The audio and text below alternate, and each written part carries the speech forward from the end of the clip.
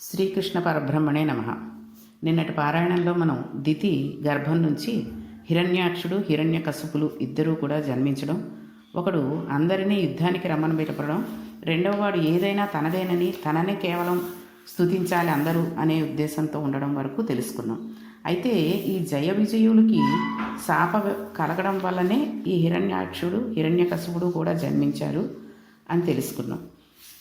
ఇక ఇందులో ఒకడైన హిరణ్యాక్షుడు పశ్చిమ సముద్రం అడుగున ఉన్న వరుణుడిని యుద్ధానికి రమ్మని పిలుస్తున్నాడు. ఆ సమయానికి యజ్ఞవరాహమూర్తి జన్మించాడు. ఆయన అవతారం వచ్చేసింది. వరుణుడు అన్నాడు, సముద్ర జలముల మీదకు ఒక కొత్త భూతం వచ్చింది, నీవు దానితో యుద్ధం చెయ్యి అన్నాడు. అంటే వీడు గబగబా పైకి వచ్చాడు. అప్పటికి యజ్ఞవరాహమూర్తి వచ్చాడు. సాధారణంగా యజ్ఞవరాహమూర్తిని ఎక్కడైనా ఏదైనా ఫోటోలో కానీ చూసినప్పుడు మనకి ఎలా కనిపిస్తుందంటే, ఒక పంది స్వరూపాన్ని వేసి దాన్ని మూతి మీద రెండు కోరల మధ్యలో భూమిని ఎత్తుతున్నట్లుగా వేస్తారు. కానీ అసలు పరమాత్మ అలా ఉండరు. యజ్ఞవరాహమూర్తి అంటే ఎలా ఉంటారంటే, ఆయన వర్ణన విన్నా, ఆయన ఎలా ఆవిర్భవించారు అనే విషయాన్ని విన్నా, చదువుకున్నా మనకి ఉత్తర క్షణంలో కొన్ని కోట్ల జన్మల పాప సంచయం దగ్ధమైపోయి కృష్ణ భక్తి కలుగుతుంది. ఎందుచేతనంటే చూడండి, విష్ణు సహస్రనామంలో ఒక నామం ఉంటుంది. యజ్ఞో యజ్ఞపతిర్వజ్ఞ యజ్ఞాంగో యజ్ఞవాహన యజ్ఞభృత్ యజ్ఞ ఉత్కృత్ యజ్ఞి యజ్ఞభూ యజ్ఞసాధన యజ్ఞాంతకృద్ యజ్ఞగుహ్య మన్నమన్నాదయేవచ అని ఇది విష్ణు సహస్రంలో 104వ నామం 105వ నామం. ఇక్కడ యజ్ఞస్వరూపం వరాహమై వచ్చింది. అది విచిత్రం. యజ్ఞానికి వేదం ఆధారమై ఉంటుంది. వేదం ఆయన శరీరమై వచ్చింది. యజ్ఞంలో చతుర్హోత్రము అనే క్రియాకలాపం చేస్తారు. అదే ఆయన 4 కాళ్ళు అయ్యాయి. యజ్ఞం చేసేటప్పుడు సృక్కు స్రువము అని 2 పట్టుకుంటారు. చేత్తో చక్కల్లా ఉంటాయి. దాని నుంచి అసలు నిప్పు కూడా, మామూలుగా నిప్పు తయారు చేయడం కూడా మామూలు నిప్పు వేసేయరు. అది ఒక దాన్ని పట్టుకుని తిప్పి దాంతో నిప్పు తయారు చేసి హోమంలో వేస్తారు. అప్పుడు ఈ సృక్కు స్రువము అనేది చెక్కలాగా ఒకటేమో దొన్నిలాగా ఉంటుంది. దీంతో వేసి దాని మీద వేసి అప్పుడు ఆ నేతిని వేస్తూ ఉంటారు. సృక్కు అనేది చెక్కతో చేయబడిన చిన్న మూతి కలిగి ఉంటుంది. దానిని నేతిలో ముంచి నేతిని అగ్నిహోత్రంలో వేస్తూ ఉంటారు. పూర్ణాహుతి చేసేటప్పుడు మూటను స్రువం మీద పెట్టి సృక్కుతో వదిలిపెట్టేస్తూ ఉంటారు. సుక్కు స్రువము ఈ 2 కూడా స్వామివారు 2 ద్రంష్టలు అయ్యాయి. ద్రంష్టలు అంటే కోరలు, పైన ఇలాగా కోరల్లాగా ఉంటాయి కదా వరాహమూర్తి అవతారానికి. అందులో యజ్ఞం చేసేటప్పుడు బ్రహ్మస్థానమునందు పెట్టే పాత్ర ఆయన నాసిక అయింది. నాసిక అంటే ముక్కు. అలాగే సోమరసమును తీసుకొచ్చి పాత్రలో పెట్టే స్థానము ఆయన కర్ణరంధ్రం అయింది. కర్ణము అంటే చెవులు. యజ్ఞంలో హవిస్సును వేయడం కోసమని హవిస్సు పెట్టే పాత్ర ఒకటి ఉంటుంది. చరువు అని ఒక పిండి ముద్ద లాంటిది ఒకటి వండుతారు. దానిని యజ్ఞంలో పూర్తిగా వాడేయకూడదు, పాత్రలో కొద్దిగా మిగల్చాలి. ఆ పిండి ముద్దలా ఉండే చరువును ఉంచే పాత్రను ఇడ అని పిలుస్తారు. ఆ ఇడ యజ్ఞవరాహమూర్తి ఉదర భాగం అయింది. యజ్ఞంలో వాడే కొన్ని మంత్రములు ఆయన కంఠసీమగా మారాయి. యజ్ఞం చేసేటప్పుడు పైకి వచ్చే అగ్నిహోత్రము ఆయన నోటి నములుడుగా మారింది. అంటే నోట్లో నములుతున్నప్పుడు అగ్నిహోత్రం ఎలా వస్తుందో అలా వస్తూ ఉంటుందిట. ఈ విధంగా యజ్ఞము స్వరూపము వరాహ స్వరూపం పొందింది. యజ్ఞవరాహం కూర్చి విన్న రోజు పరమోత్కృష్టమైన రోజు. ఏ రోజు మన జీవితంలో ఈ వరాహం గురించి విన్నామో, ఏ రోజు మన జీవితంలో ఈ యజ్ఞవరాహం గురించి చదివామో, అదే మన జీవనయాత్రలో కొన్ని కోట్ల జన్మలలో పరమోత్కృష్టమైన రోజు. అది యజ్ఞవరాహమూర్తి ఆవిర్భావ దినం. కాబట్టి ఇంకొకసారి మనం ఈ యజ్ఞవరాహమూర్తి ఆయనకి యజ్ఞవరాహమూర్తి అని పేరు వచ్చింది కాబట్టి ఆయన యజ్ఞానికి ఏ విధంగా సంబంధం ఉంది అనేది ఒకసారి తెలుసుకుందాం. యజ్ఞానికి వేదం ఆధారమై ఉంటుంది. వేదం ఆయన శరీరమై వచ్చింది. యజ్ఞంలో చతుర్హోత్రము అనే క్రియాకలాపం చేస్తారు. అదే ఆయన 4 కాళ్ళు అయ్యాయి. యజ్ఞం చేసేటప్పుడు సృక్కు స్రువము అని 2 పట్టుకుంటారు. సృక్కు అనేది చెక్కతో చేయబడి చిన్ని మూతి కలిగి ఉంటుంది. దానిని నేతిలో ముంచి నేతిని అగ్నిహోత్రంలో వేస్తూ ఉంటారు. పూర్ణాహుతి చేసేటప్పుడు మూటను స్రువం మీద పెట్టి సృక్కుతో వదిలిపెట్టేస్తూ ఉంటారు. సృక్కు స్రువము ఈ రెండూ కూడా స్వామివారి రెండు ద్రాంష్ట్రాలు అయ్యాయి. అందులో యజ్ఞం చేసేటప్పుడు బ్రహ్మస్థానమునందు పెట్టే పాత్ర ఆయన నాసిక అయింది. అలాగే సోమరసమును తీసుకువచ్చి పాత్రలో పెట్టే స్థానము ఆయన కన్నరంధ్రం అయింది. యజ్ఞంలో హవిస్సును వేయడం కోసమని హవిస్సు పెట్టే పాత్ర ఒకటి ఉంటుంది. చరువు అని ఒక పిండి ముద్ద లాంటిది ఒకటి వండి పెడతారు. దానిని యజ్ఞంలో పూర్తిగా వాడేయకూడదు, పాత్రలో కొద్దిగా మిగల్చాలి. ఆ పిండి ముద్దలా ఉండే చరువును ఉంచే పాత్రను ఇడ అని పిలుస్తారు. ఆ ఇడ యజ్ఞవరాహమూర్తి ఉదరభాగం అయింది. ఉదరభాగము అంటే కడుపు. యజ్ఞంలో వాడే కొన్ని మంత్రములు ఆయన కంఠసీమగా మారినవి. కంఠము అంటే మెడ. యజ్ఞము చేసేటప్పుడు పైకి వచ్చే అగ్నిహోత్రము ఆయన నోటి నములుడుగా మారిపోయింది. ఈ విధంగా యజ్ఞమును స్వరూపముగా చేసుకుని వరాహ స్వరూపం పొందింది. యజ్ఞవరాహమును గూర్చి విన్న రోజు పరమోత్కృష్టమైన రోజు. ఏ రోజు మన జీవితంలో ఈ యజ్ఞవరాహం గూర్చి విన్నామో, ఏ రోజు మన జీవితంలో ఈ యజ్ఞవరాహం గూర్చి చదివామో, అదే మన జీవనయాత్రలో కొన్ని కోట్ల జన్మలలో పరమోత్కృష్టమైన రోజు. అది యజ్ఞవరాహమూర్తి ఆవిర్భావ దినం.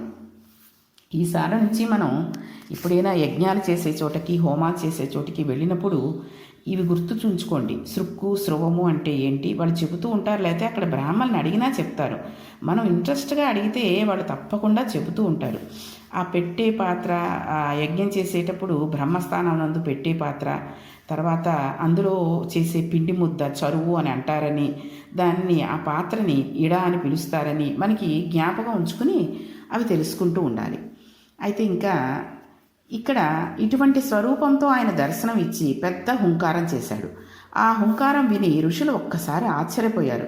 ఎక్కడిది ఆ హుంకారం అనుకున్నారు. స్వామి వంక చూశారు. ఆయన గుర్రుమని శబ్దం చేస్తున్నాడు. వ్యాసుల వారు అలాగే వర్ణించారు. పెద్ద శబ్దం చేస్తూ అడుగులు తీసి అడుగులు వేస్తూ నడుస్తోంది ఆ యజ్ఞవరాహం. అప్పుడు ఆయనను స్తోత్రం చేయాలి. అందుకని ఋషులందరూ నిలబడి ఋగ్వేదంలోంచి, యజుర్వేదంలోంచి, సామవేదంలోంచి సూక్తములు వల్లిస్తూ ఆ యజ్ఞవరాహమునకు నమస్కారం చేస్తున్నారు. అప్పుడు ఆ యజ్ఞవరాహం అడుగులు తీసి అడుగు వేస్తూ సముద్రంలోకి ప్రవేశించి తన నాసికతోటి మూపుతోటి సముద్ర అడుగు భాగమును కెలకడం ప్రారంభించింది. పృథివికి వాసన ఉంటుంది. భూమి ఎక్కడ పడిపోయిందోనని వాసనను బట్టి పట్టుకుందామని నీటిలో వెతుకుతున్నప్పుడు ఆ భూమి మూపురములకు తగలడం లేదు. ముఖం అంతా నీటితో నిండిపోయింది. యజ్ఞంలో వాడే నెయ్యి ఆయన కన్ను ఒకసారి తన ముఖమును పైకెత్తి కనరెప్పలను ఒకసారి చిట్లించి మెడను అటు ఇటు విసురుతోంది. ఈ భూమికి వాసన ఉండడం అనేది మనం చూడండి, బాగా ఎండ కాసినప్పుడు వర్షం చినుకులు పడితే భూమిలోంచి మంచి వాసన వస్తుంది. అటువంటి వాసనని బట్టి కూడా తెలుసుకోవచ్చు అన్నమాట. ఆయన వరాహమూర్తి తెలుసుకోవడానికి ప్రయత్నిస్తున్నారు. ఈ కనురెప్పలు చిట్లించి మెడను అటు ఇటు విసిరినప్పుడు దాని జూలులోంచి నీళ్లు లేచి పడుతున్నాయి. మహర్షులు, చతుర్ముఖ బ్రహ్మ అందరూ వెళ్ళి ఆయన నుండి పడిన నీటి కోసమని దాని కింద తలపెట్టారు. ఈ కంటితో చూడరాని పరమాత్మ ఇవాళ యజ్ఞవరాహంగా వచ్చారు.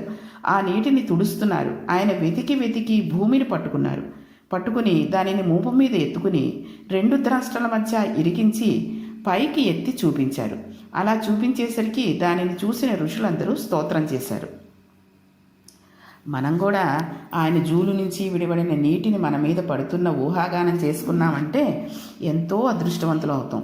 ఆయన చూడండి వీపు మీద ఆయన మూపు మీద అలా పెట్టుకున్నట్టు ఋషులందరూ స్తోత్రం చేస్తున్నట్టు ఒక్కసారి ఊహించుకోండి. ఇప్పుడు మహానుభావుడు స్వయంభువ మనువు తన భార్యతో కలిసి స్తోత్రం చేశాడు. ఏమి గొప్పతనమయ్యా మహానుభావ! ఈ ప్రజలు ప్రాణులు నిలబడడానికి భూమి లేదు, రసాతలంలో పడిపోయింది. అంటే యజ్ఞవరాహమూర్తివై వచ్చి భూమండలమును పైకి ఎత్తావు. ఇప్పుడు దీనిని నిలబెట్టాలి అన్నారు. అప్పుడు స్వామి అది నీటిలో నిలబడడానికి దానికి ఆధారశక్తిని ఇచ్చాడు. ఆధారశక్తిని ఇచ్చి మూపురం మీద కొద్దిగా వంచి కింద పెట్టాడు. తర్వాత మూపురాన్ని పైకి ఎత్తి నిలబెట్టాడు. ఇలా గోళ రూపంలో ఉన్న భూమండలం పైకెత్తేసరికి భూదేవి పొంగిపోయింది. ఏమి అదృష్టం, నా అదృష్టం! నా స్వామి నన్ను తన మూపురంతో పైకెత్తాడు అని ఆమె గాఢంగా స్వామిని ఆలింగనం చేసుకుంది. తత్ఫలితమే నరకాసుర జననం. ఆ ఫలితంగానే నరకాసురుడు పుట్టాడు. ఈ దృశ్యాన్ని చూసిన ఋషులు పరమాత్మను అనేక విధాలుగా స్తోత్రం చేశారు. అయ్యా, ఈ కంటికి కనబడిన వాడివి, జన్మనెత్తవలసిన అవసరం లేనివాడివి, ఒక స్వరూపమును పొందవలసిన రూపం లేనివాడివి, చతుర్ముఖ బ్రహ్మ అంతటి వాడిని తప్పించమని చెప్పి సృష్టి చేయించిన వాడివి. ఇవాళ మైథున సృష్టి కొనసాగి ప్రాణులు నిలబడడానికి ఆధారభూతమైన భూమిని పైకి తీసుకువచ్చి నిలబెట్టి మహోపకారం చేశావు. ఇటువంటి యజ్ఞవరాహమూర్తికి మా నమస్కారము అని ఆయన పాదములకు శిరస్సులు వంచి నమస్కరించి మనఃపుష్పములను ఆయన పాదం మీద వేసేశారు. అప్పుడు స్వామి వారందరికీ అభయం ఇస్తున్న సమయంలో హిరణ్యాక్షుడు యుద్ధానికి వచ్చాడు. ఇద్దరి మధ్య భయంకరమైన యుద్ధం జరిగింది. హిరణ్యాక్షుడు సామాన్యమైన శక్తిమంతుడు కాదు. వాడు యజ్ఞవరాహమూర్తి శరీరంలోంచి నెత్తురు కారేటట్టు కొట్టాడు. ఒక స్థితిలో హిరణ్యాక్షుడు ప్రయోగించిన గదా ప్రహారములకు స్వామి చేతిలో గద జారి కింద పడిపోయింది. అప్పుడు వాడన్నాడు, నేను నిన్ను కొట్టను, గద తీసుకో, గద లేని వాడితో నేను యుద్ధం చేయను అన్నాడు. అతని ధర్మమునకు స్వామి ఆశ్చర్యపోయారు. వెంటనే స్వామి సుదర్శన చక్రమును స్మరించారు. అప్పుడు చతుర్ముఖ బ్రహ్మగారు అన్నారు, స్వామి, నీ వినోదం చాలు, మాకు భయం వేస్తోంది. వాడు నిన్ను అలా గదతో కొడుతుంటే మేము చూడలేకపోతున్నాం. వాడిని సంహరించి ఉద్ధరించు. వాడికి ఒక శాపము విమోచనం అయిపోతుంది. అలా ఎంతసేపు వాడిని ఇబ్బంది పెడతావు? వాడి తల తీసివేయవలసింది అన్నారు. అప్పుడు స్వామి సుదర్శన చక్రమును ప్రయోగిస్తే వాడు ఒక పెద్ద గదను ప్రయోగించాడు. హిరణ్యాక్షుడు గదను గిరిగిరా తిప్పి స్వామివారి మీదకి విసిరితే స్వామి అలవోకగా ఆ గదను పట్టుకుని విరిచి అవతల పారవేశారు. వాడు భయంకరమైన మాయ కల్పించి భూతప్రేత పిశాచములను ఎముకలను వర్షంగా కురిపించాడు. స్వామి వాటన్నిటినీ సుదర్శన చక్రంతో కొట్టేశారు. పిమ్మట ఆదివరాహమూర్తి హిరణ్యాక్షుడి గూపం మీద ఒక లెంపకాయ కొట్టారు. అంతే, వాడు కింద పడిపోయాడు. వాడి నాసికారంధ్రముల వెంట కన్నరంధ్రముల వెంట నెత్తురు కారిపోతూ ఉండగా కిరీటం పడిపోయి తన్నుకుంటున్నాడు. ఇప్పుడు దితికి అర్థమైంది, తనకు కొడుకును శ్రీహరి సంహరిస్తున్నాడని అర్థం చేసుకుంది. ఆవిడ స్తనములలోంచి రక్తం స్రవించింది. శ్రీహరి హిరణ్యాక్షుడిని తన 2 కోరలతో నొక్కిపెట్టి సంహరించాడు. హిరణ్యాక్ష బాధ పూర్తయి ఆయనకి ఒక శాపం తీరిపోయింది. పిమ్మట స్వామి భూమండలము పైకి ఎత్తారు. యజ్ఞవరాహ అవతారంలో భూమిని పైకెత్తిన ఆ కోర అంటే శంకర భగవత్పాదులకి ఎంత ఇష్టమో చెప్పలేము. ఆయన అంటారు, ఓ లోకజనని, నీ కాలిదుమ్ము అజ్ఞానులకు అజ్ఞానమనే అంధకారానికి భానుదేవుడు ఉన్న ద్వీపం పట్టణంగాను, మందమతులకు జ్ఞానమనే భూగుత్తికి పుష్పరస ప్రవాహంగాను, పేదవారికి చింతామణిగాను, సంసార సాగరాన్న నిమగ్నులైన వారికి వరాహరూపధారి అయిన శ్రీహరి ద్రంష్టగాను అవుతుంది. ఆదివరాహమై యజ్ఞవరాహమై ఆనాడు 2 కోరలతో భూమండలమును సముద్రంలోంచి పైకెత్తుతూ తడిసిపోయిన ఒంటితో నిలబడిన స్వామి మూర్తిని ఎవరు మానసికంగా దర్శనం చేసి చేతులోకి నమస్కరిస్తారో అటువంటి వారి జీవనయాత్రలో ఈ ఘట్టం చదివిన రోజు పరమోత్కృష్టమైన రోజే.